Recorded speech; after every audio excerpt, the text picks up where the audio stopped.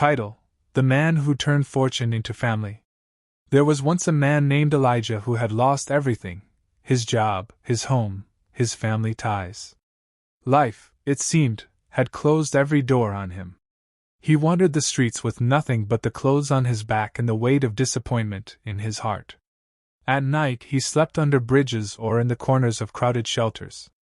In the day, he survived off the kindness of strangers or by sharing what little he had with those who were just as destitute as him. And in that darkness, Elijah discovered something unexpected: true friendship. The men and women he met on the streets didn't care about his past, his failures, or his empty pockets.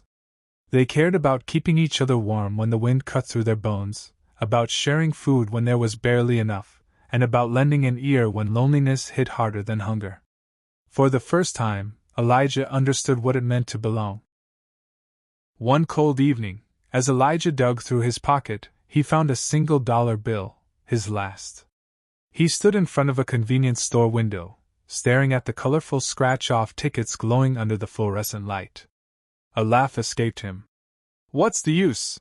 he muttered, but something inside whispered, "Why not?" With nothing left to lose, Elijah pushed the $1 across the counter and bought one ticket. He scratched it under the flickering street lamp. At first, he thought his tired eyes were playing tricks on him. Then, as the reality sank in, Elijah dropped to his knees, tears pouring down his face. He had won the lottery, millions. But instead of running away from the life he had known, Elijah ran back to it. He sought out every friend who had shared their bread with him, every soul who had lifted him when he was down. To them, he said, "This win isn't mine. It's ours."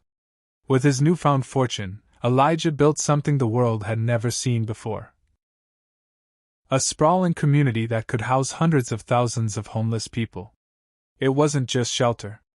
It had schools, job training centers, clinics, kitchens, and gardens. It was a place where people could reclaim dignity, rebuild their lives, and find hope. He named it the Haven. Elijah never called himself a savior. He lived among the very people he helped, eating at the same tables, listening to their stories, and laughing beside them. Wealth had not changed his heart. It had only given him the power to multiply the kindness he had once known in his darkest hours. Years later, people would speak of Elijah not as the man who won the lottery, but as the man who turned fortune into family. And he would often say, "Life turned its back on me once, but when I turned back toward love, I found something better than luck. I found my true purpose." Don't forget to like, subscribe, and share your thoughts in the comments below.